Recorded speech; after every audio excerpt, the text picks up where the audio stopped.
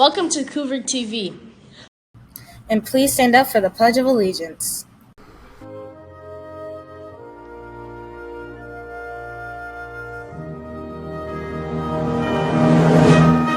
I pledge allegiance to the flag of the United States of America and to the republic for which it stands, one nation, under God, indivisible, with liberty and justice for all. You know what I love about Valentine's Day? Valentine's Day, Carnation Day. That's right, and it starts this week. To the 3rd, all the way to the 8th. Are you ready? Are you excited? Well, it starts right now.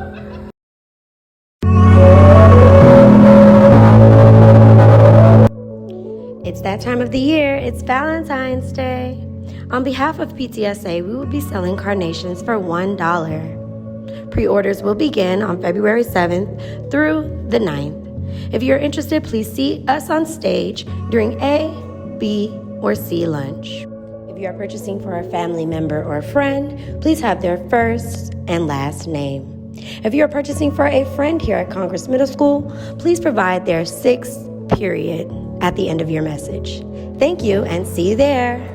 Good morning again, Cougars. It's Mr. Bruvan. I wanted to update students. This is the last couple days that if you're interested in going to the Miami Heat game on April 9th, there's a survey that you should have access to in Google Classroom. If your teachers have posted it. If not, you can come and get the link from myself, or I can post it at the end of this video.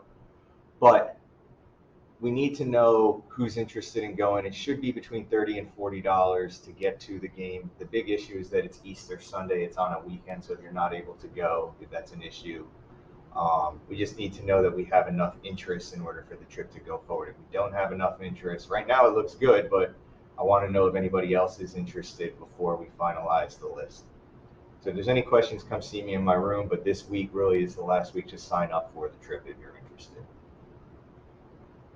All right, any questions, come and find me. Thanks.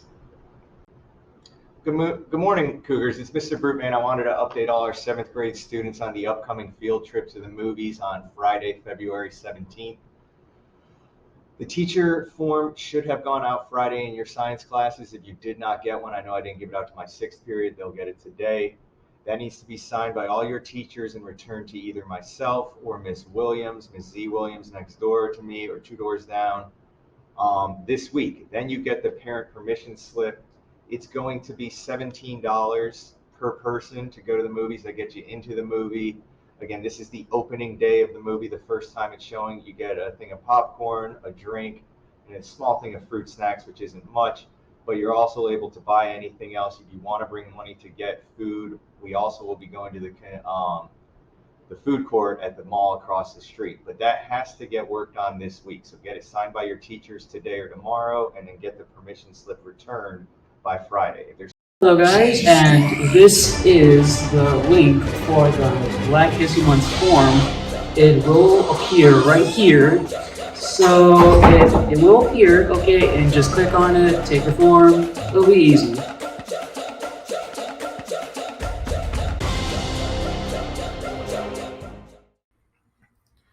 The March on Washington for Jobs and Freedom, held on August 28, 1963, is considered the largest protest gathering occurring in U.S. history. Over 200,000 convened to hear speeches delivered by notable people of the time, including Dr. Martin Luther King, I Have a Dream speech. Bernard Rustin, nicknamed the Architect, was an instrument figure who planned this event.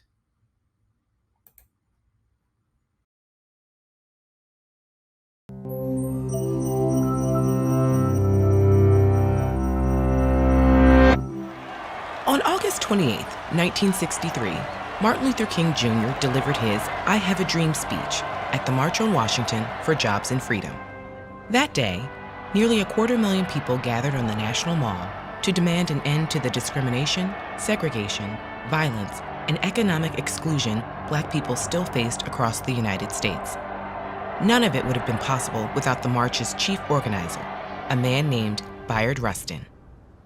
Rustin grew up in a Quaker household and began peacefully protesting racial segregation in high school. He remained committed to pacifism throughout his life and was jailed in 1944 as a conscientious objector to World War II. During his 2-year imprisonment, he protested the segregated facilities from within. Wherever Rustin went, he organized and advocated, and was constantly attuned to the methods, groups, and people who could help further messages of equality. He joined the Communist Party when Black American civil rights were one of its priorities, but soon became disillusioned by the party's authoritarian leanings and left. In 1948, he traveled to India to learn the peaceful resistance strategies of the recently assassinated Mahatma Gandhi. He returned to the United States armed with strategies for peaceful protest, including civil disobedience. He began to work with Martin Luther King Jr. in 1955 and shared these ideas with him. As King's prominence increased, Rustin became his main advisor, as well as a key strategist in the broader civil rights movement. He brought his organizing expertise to the 1956 bus boycotts in Montgomery, Alabama. In fact, he had organized and participated in a transportation protest that helped inspire the boycotts almost a decade before. His largest-scale organizing project came in 1963 when he led the planning for the National March on Washington. The possibility of riots that could injure marchers and undermine their message of peaceful protest was a huge concern. Rustin not only worked with the DC police and hospitals to prepare, but organized and trained a volunteer force of 2,000 security marshals. In spite of his deft management, some of the other organizers did not want Rustin to march in front with other leaders from the South because of his homosexuality. Despite these slights, Rustin maintained his focus, and on the day of the march, he delivered the marchers' demands in a speech directed at President John F. Kennedy. The march itself proceeded smoothly, without any violence. It has been credited with helping pass the 1964 Civil Rights Act, which ended segregation in public places and banned employment discrimination, and the 1965 Voting Rights Act, which outlawed discriminatory voting practices. In spite of his decades of service, Rustin's positions on certain political issues were unpopular among his peers. Some thought he wasn't critical enough of the Vietnam War, or that he was too eager to collaborate with the political establishment, including the president and Congress. Others were uncomfortable with his former communist affiliation. But ultimately, both his belief in collaboration with the government and his membership to the Communist Party had been driven by his desire to maximize tangible gains and liberties for Black Americans, and to do so as quickly as possible. Rustin was passed over for several influential roles in the 1960s and 70s, but he never stopped his activism.